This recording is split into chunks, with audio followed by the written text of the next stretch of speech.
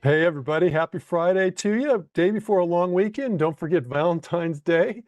My name is Brent Moore. It's time for Condors, Calendars, and Butterflies. We do this each week at this time. Today, I want to talk about strategy selection. How do you know which type of strategy to use? We've just gone through a long series in this webcast of different types of strategies, but when you use each one, I tried to address that each week of when you'd use it, but I kind of thought I'd put it together, all together today in terms of that, and hopefully you'll find that helpful. I'm joined alongside Mr. Ben Watson. I've been working with Ben for well over 2 decades now, so I've learned a lot from Ben over the years. I appreciate Ben, and I encourage you to check out Ben uh, both in his webcasts and as he travels around the country to various locations. And so if you're near a big city, check out the calendar and see if you can say hi to Ben personally. He's kind of the face of our live workshops there. But hey, you can also follow Ben or myself on X at Brent Moore CS, at Ben Watson CS for additional content throughout the week. Now, before we get too far into this, let me just mention a few things, important disclosures. Options do carry a high level of risk and are not suitable for all investors. And the material today is intended for general, informational, and educational purposes only. Short options can be assigned at any time up to expiration, regardless of the in-the-money amount. The paper money software application is provided for educational purposes only. And by the way, that paper money application does not assign short options early. That's different than real life.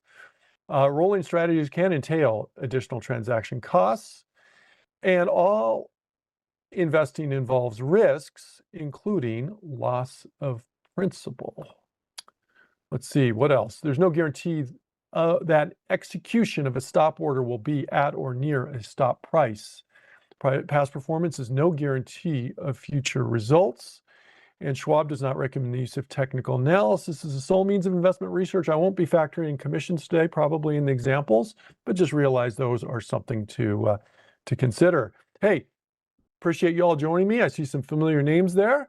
And if you're new, first time, welcome you as well.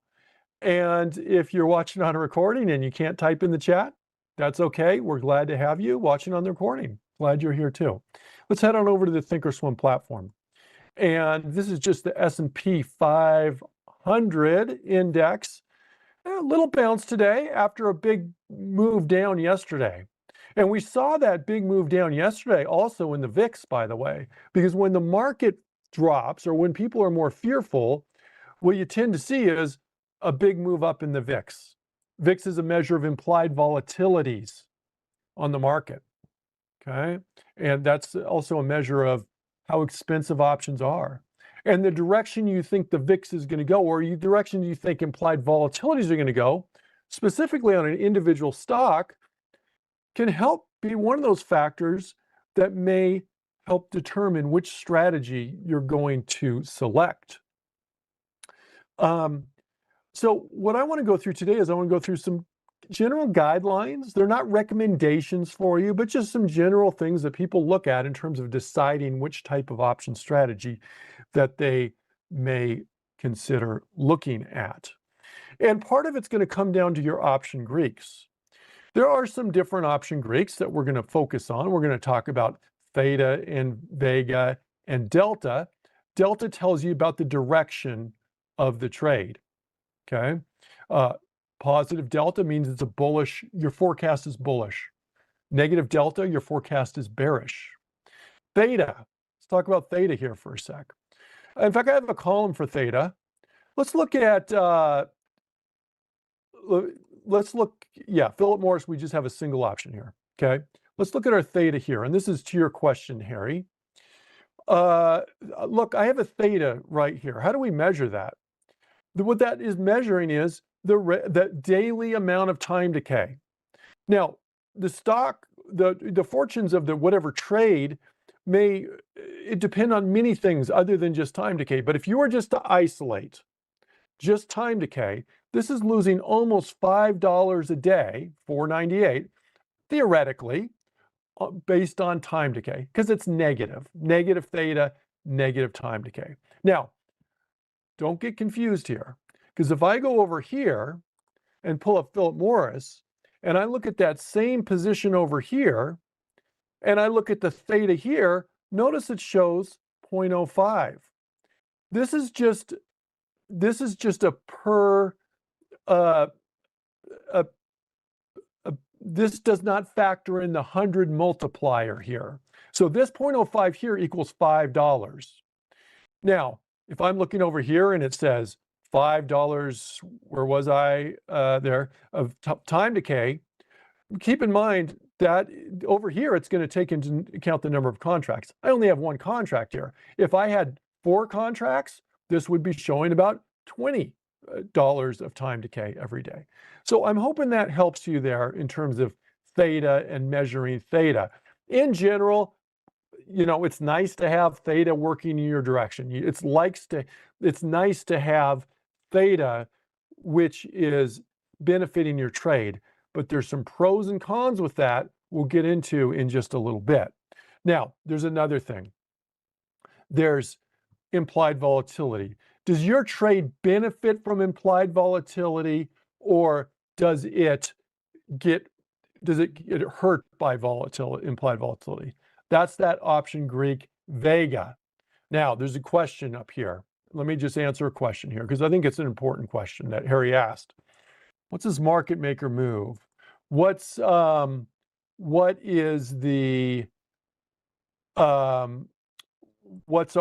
our numbers over here? And you can see this on different stocks.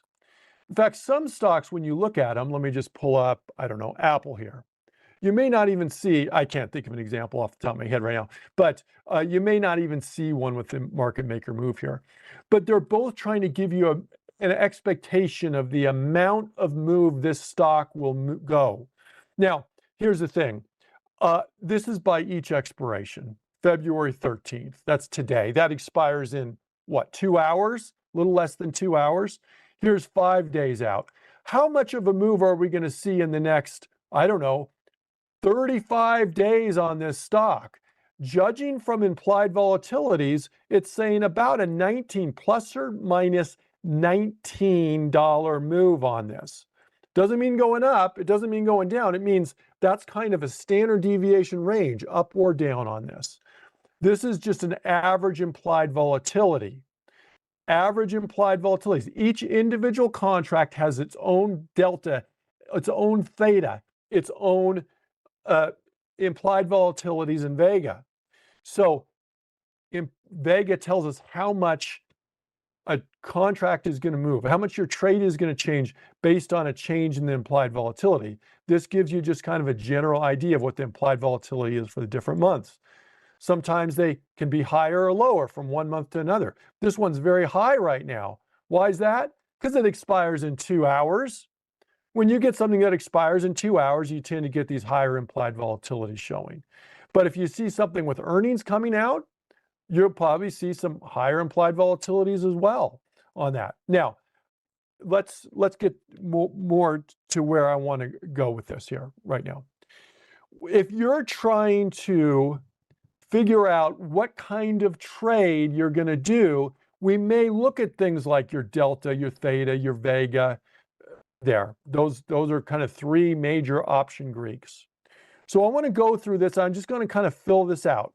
I can't share this with you, but you're welcome to take notes.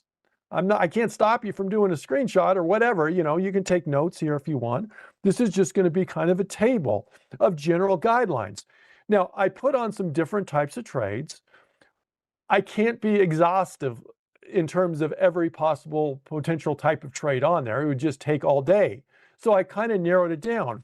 But I wanted to start off with some of these single options, long calls, long puts. If we're looking at a long call and I'm talking about, am I bullish or bearish? Remember, that's what delta tells us, bullish or bearish. For long calls, I'm going to say not just bullish, I'm going to say pretty significantly bullish here. In fact, I'm going to center those there. Okay. So I put 2 pluses there just to signify the delta isn't just positive, it's significantly positive. Okay. Long puts, well, you'd probably guess it's a significantly negative. So I'm going to put 2 minus signs there for long calls or long puts. Similarly, with short calls and short puts, they're just going to reverse from the long version. So a short call is going to be significantly bearish, and a short put is going to be significantly bullish. Okay. Hopefully, what did I just do? What happened there? Okay. Significantly bullish. Okay. What about time decay? Long options, time decay works against you. So theta is going to be negative on those. Okay. Same thing with the long put. Why did that not? That shouldn't it? Yeah, there we go. I think I just clicked on the wrong thing. Okay. Long calls and long puts, time decay is working against you. Theta is going to be significantly negative. Now, Guario says, define significant. I can't. It just depends. I mean, it's different. We're going to judge things typically in terms of the highest delta we're typically could potentially see on like just a single long call is about 1. Okay. So if we're doing a long call or long put, the sign may change plus or negative, but we may very well be looking at a delta of 50, 60, 70, something like that. When we start talking about verticals, where they're not going to be as significant, our deltas may be 20 or 15 or 5 or maybe 30, but so I don't have an exact definition for you, but something close to 50 or above is what I'm going to consider significant on that. Okay. So let's keep on moving forward here. Thetas, short calls, time decay is on your side on those. Short puts, time decay is on your side on that. Let me just do this. So theta is going to be, and so when we say, hey, look, it's bigger, it's because we only have a single contract. If you have a vertical spread or something like that, you have a long contract and you have a short contract. They're going to offset each other. Not entirely necessarily, but probably to a large extent. That's why they're not as big of an issue here. Okay. So what about implied volatilities? What happens to the trade if implied volatility goes up? Long calls benefit, long puts benefit. If the trade goes down, if implied volatilities go down, short calls benefit. And if implied volatilities go down, short puts benefit. So why did I start with these? Okay. Why did I start with these 4 trades right here? Because these are the single options. These are the components that make up everything else. Okay. When you're looking at option trades, it's all built off these 4 components. Think of DNA, folks. Think of DNA. Think of your nucleic acids, A, G, C, T, right? If you remember back to biology, everything, all of life is built off of just these 4 different nucleic acids built in different sequences. Here's your nucleic acids. Here's your options, your basic options. You can build all these other strategies off of these.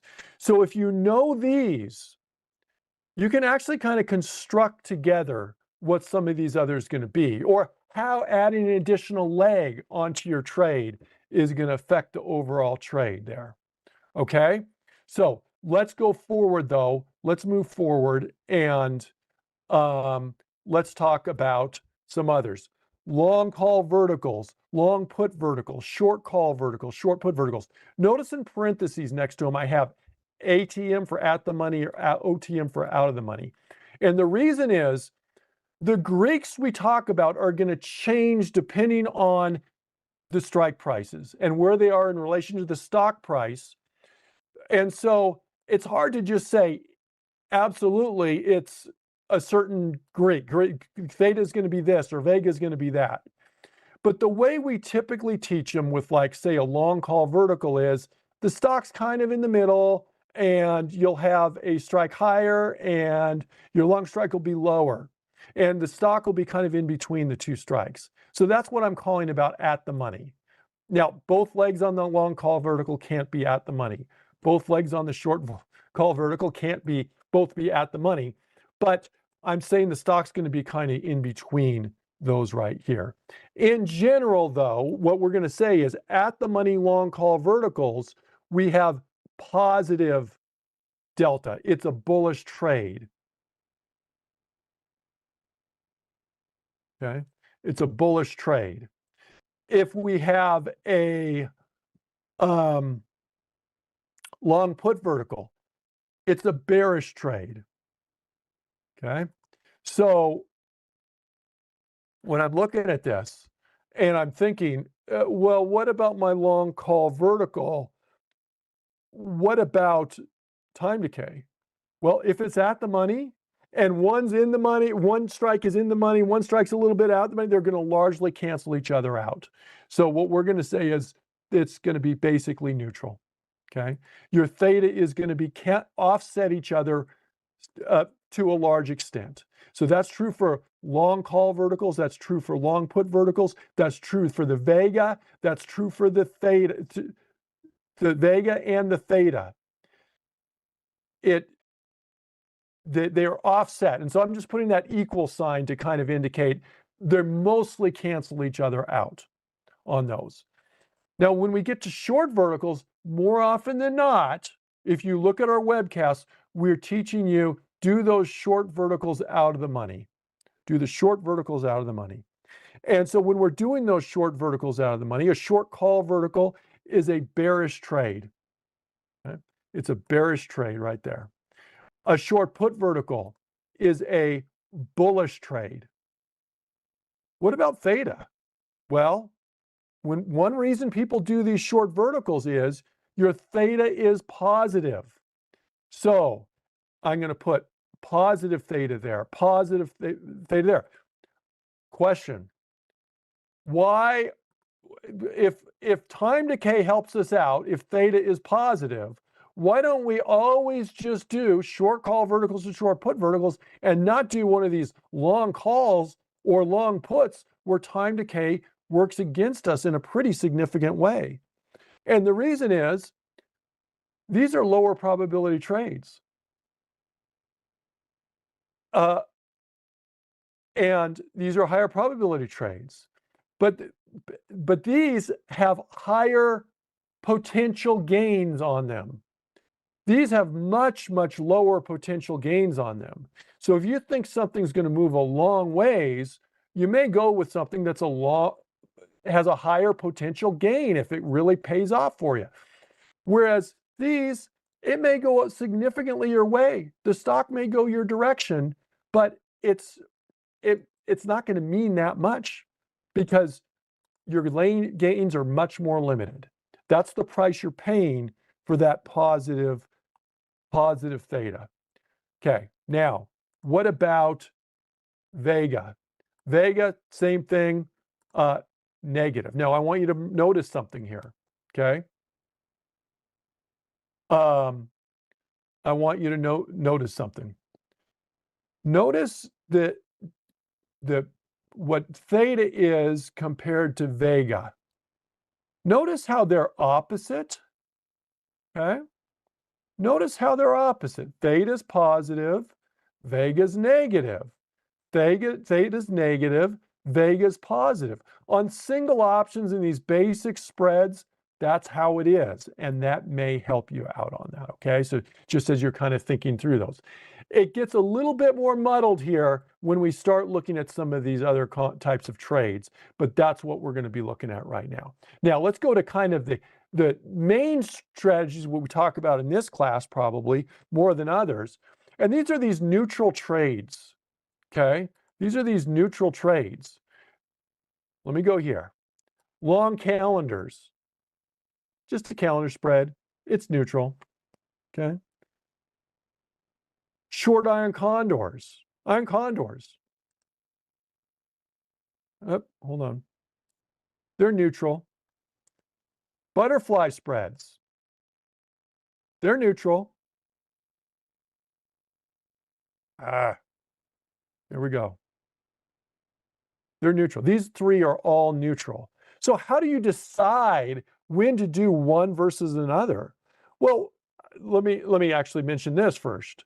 In addition to them being neutral, all three of them have positive time decay. Theta helps you out on that. So how do we decide? Well, one factor that may help distinguish is what your vega is. Do you expect implied volatilities to go up, in which case you'd want vega to be positive, and in that case you may do something like, say, a calendar, which is a positive vega trade? Or do you think implied volatilities are likely to go down, where you may do something like an iron condor or a butterfly, where vega is negative and it would benefit if implied volatilities go down there?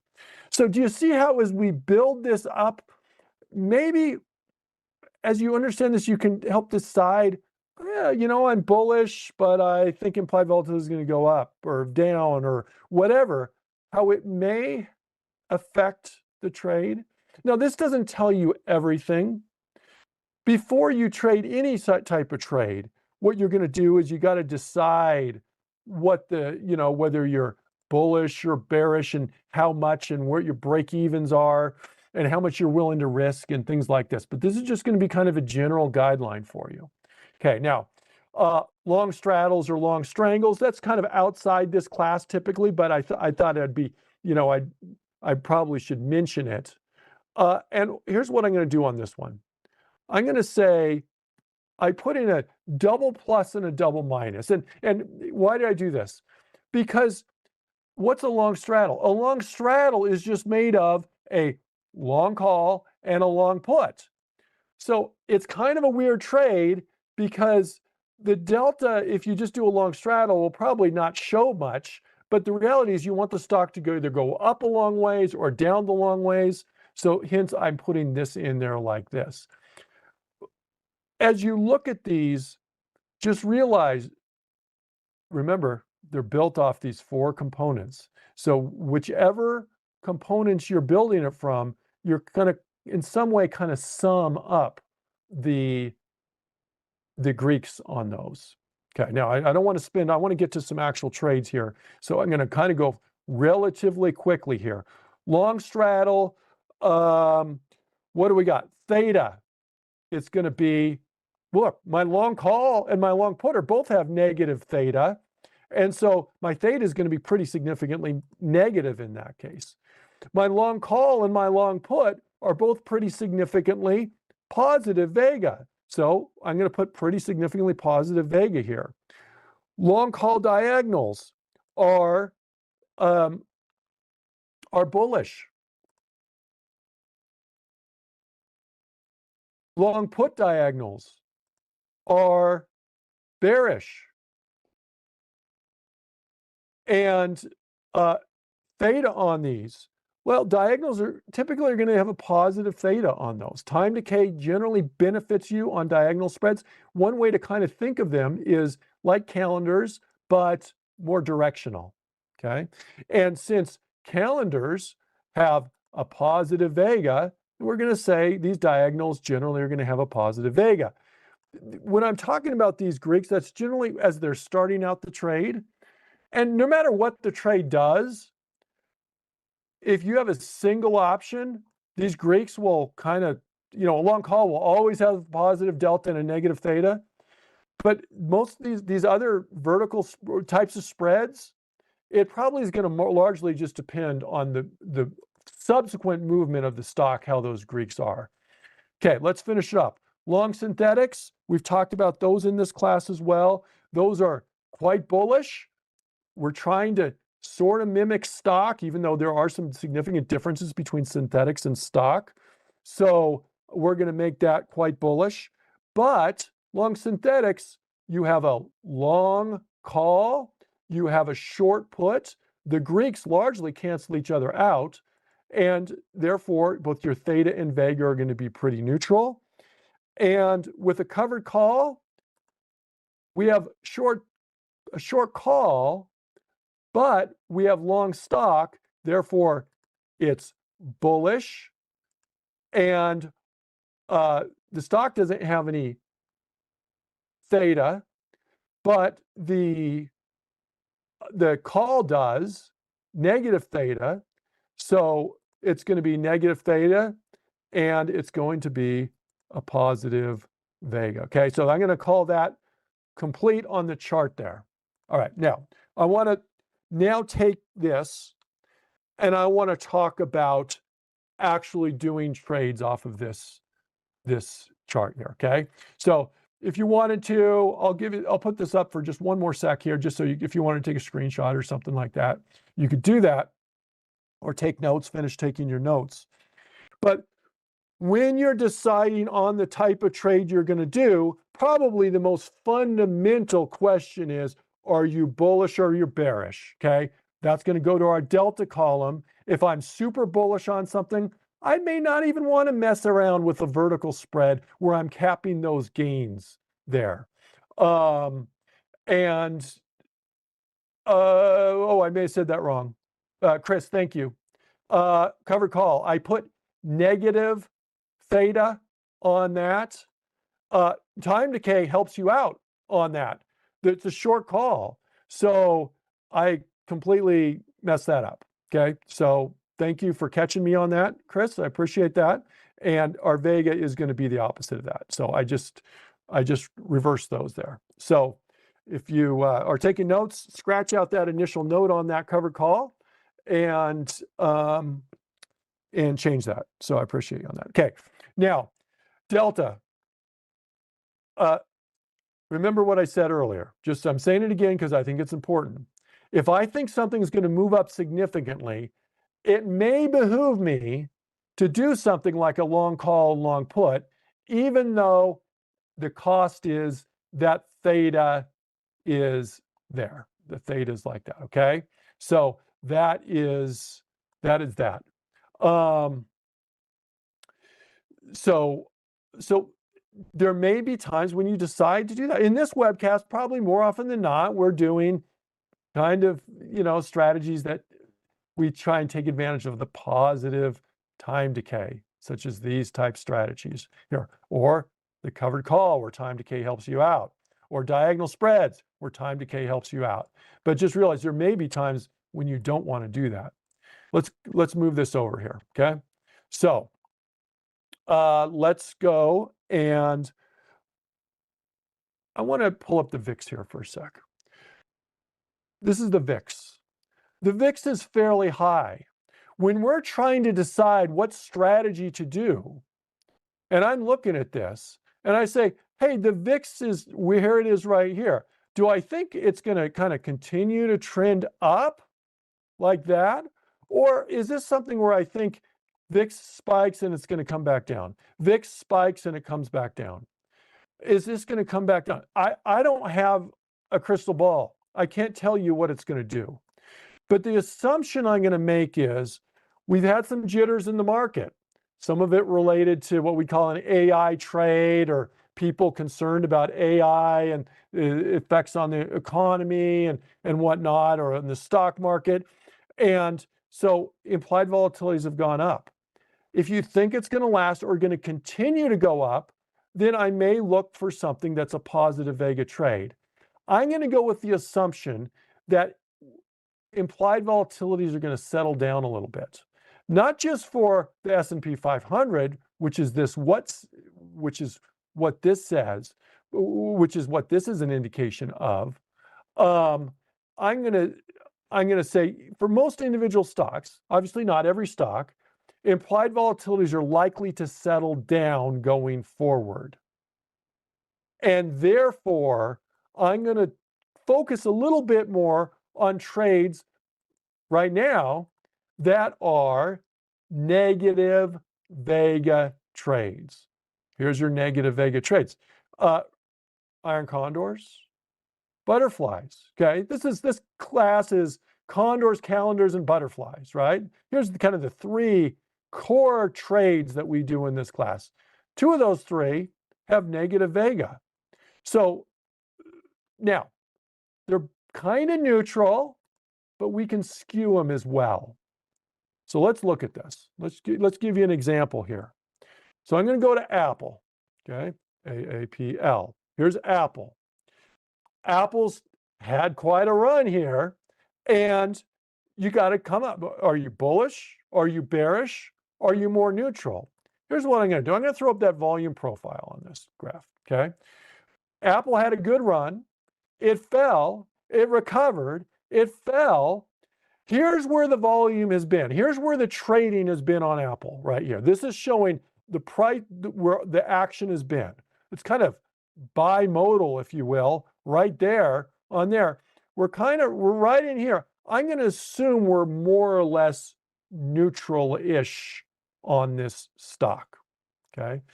I'm sure it's going to bounce around a bunch, but I'm going to say we're likely going to kind of stay in this general range here, this general range, somewhere maybe kind of between 250 and 270-ish range here on this. So what I'm going to say is this. I'm going to say we're going to neutral trade. I'm going to do something that is Vega negative, assuming implied volatilities will go down. We can look at our implied volatility here. You can see it's relatively high. And we don't have earnings coming up in the real near future where it may jump up more. But IVs are about almost as high, not quite as high, but almost as high, higher than they've been most of the year. Put it that way. Most of the last 6 months at least is what we have here. And so I'm going to do an iron condor on this. Let me go to the trade tab. I'm going to go out, and I'm going to go out, we'll go out about a month here. Maybe I'll go to March 13th here, okay? I'm going to go to March 13th on this. And I'm going to look, and I'm going to, for my iron condor, we looked at the chart already. I'm also going to use delta as kind of a guide here on this. Why delta? What does delta have to do? Delta, as we already mentioned, tells us whether we're bullish or bearish and by what amount on this trade, but it can also give us an idea, an approximation at least, of the probabilities of that being in the money. And we don't want these to be in the money. We're going to do a short call vertical and a short put vertical. So I'm going to go to something close to like a 20 delta on each of those. So that's going to give me a 275 call. That's the 20 delta. I'm going to go down here, and I'm going to look for something kind of in the, we'll go 20, there's nothing right at 20. We'll go something maybe in the 18 range here, okay? So that's telling me about roughly an 18% chance it's there. So I'm going to do a 240 put, short put, a 275 short call, and I'm going to just jot that down real quick so I don't forget, and I'm going to enter that trade. I could go up here and click on Iron Condor if I want, and then just adjust the strikes. Okay, I can click right here. I can click on sell Iron Condor, and then I can just go, hey, we said we were going to do the 275 call, and I'm going to go up $5 from there. So I'll do a 275, 280 call, and I wrote it down, 240, 235 put. 240, 235 put. There we go. So there is our Iron Condor. This is just one contract.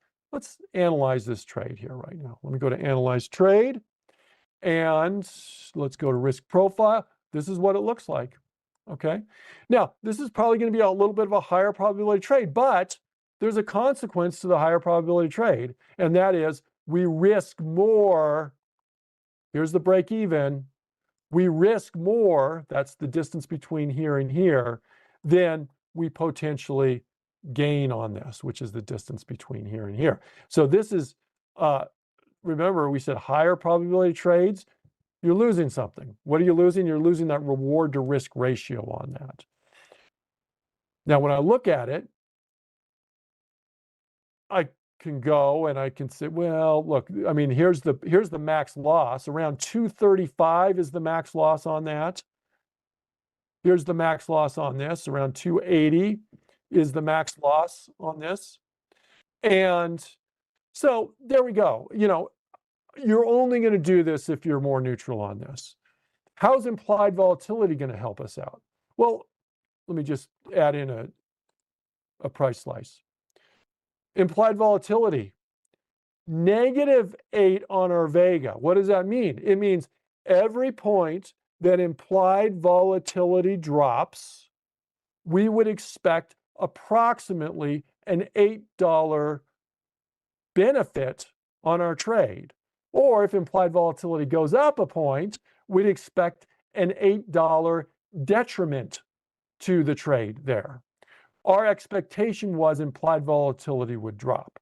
So if we go here, and I don't know, let me just show this real quick. If I go and I move up implied volatilities here, excuse me, move down implied volatilities, what you're going to see is things look better. If you look at this PL open right here on our zero price slice, I didn't mean to click on that. You look at the PL open, as I crank down that implied volatility to 3%, it's showing $26 gain. If I go down to 4%, it's a $34, $35 gain, and so on. So dropping implied volatilities are going to help us out. How do we know that? Well, we're going to go back to our chart here. Short iron condor. Vega is negative. Dropping implied volatilities help us. Theta is positive. And we see that positive theta here. Yeah, our theta is 341 positive. That's for the current price. There is something to note, and I mentioned it earlier. This is how it's starting out. If the trade moves significantly enough, say up 10%, then time decay is no longer helping us out on that. But at least as we're starting out the trade, time decay is a benefit. Okay, so there's your Greeks, theta, Vega, and delta. It's slightly negative, but we said neutral. It's never going to be truly neutral, probably. It's going to be small. So it's not that big of an issue. If the stock moves down, our delta will shift positive, meaning we want the stock to go back up. Or if the stock goes up, our delta will shift negative, meaning we want the stock to go back down. Okay, so that is, that's that. Let me go back here, and I'm going to actually do a couple contracts here. I'm going to right click on this, and I'm going to confirm and send. And we're going to put this in our iron condors bucket, and we're going to send that trade. Okay, so there we go. We added a trade. Now, I'm running out of time, but I want to do one more. Okay, let's look at another example here. Let's look at Oracle. Here's Oracle. Here's another one. Our idea was implied volatilities are going to drop. Here's the implied volatility on Oracle right now. So Oracle has a higher volatility than it's had basically maybe a week or so ago. But basically, now it doesn't mean it can't go higher. It certainly can go higher. But I'm going to assume that implied volatilities may drop a little bit on Oracle here. So I'm going to do a trade. However, the trade we just did, an iron condor, is a neutral trade. But I think most technicians would be looking at this and saying, hey, look at the trend. The trend has been going down. I may want to skew this a little bit more bearish. Well, of course, one thing I could do, there's a lot of different trades I could do. One I could do is I could do just a long put. Well, long puts, my Vega is positive. That kind of goes against the narrative of the implied volatility dropping. Now, Now I could do something like a short call if I wanted to, but one downside is, that short call that's a naked call is what we'd be looking at. And there's unlimited theoretical risk on that. Maybe I want to go more in the spread range of things, some sort of spread. So there's a variety of things. And one point I want to make today is there's not a perfect one-to-one relationship of exactly what the perfect trade is for what your forecast is. These are general guidelines right here. This is a general guideline for you. It's not a sheet where you can just look at it and go, this is the exact trade I'm going to do. But let me give you one more example here. And on this example, I'm going to go to Oracle. I'm going to go to Add Simulated Trades. And let me just close this down. And I'm going to do a butterfly spread. Okay. So I'm going to go out to the monthly contracts. And I'm going to go and I'm just going to click on butterfly. And I'm going to say, look, I can skew this if I want. I can have a completely symmetrical butterfly and skew it. On a butterfly spread, you have 3 strikes.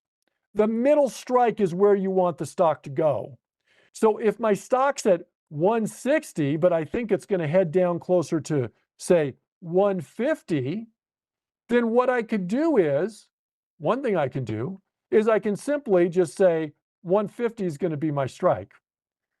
I'm going to do that as a butterfly. And then we can tweak it, of course. Let me just analyze this. Let's go here. Let me move this over. And notice, where do I want this stock to go?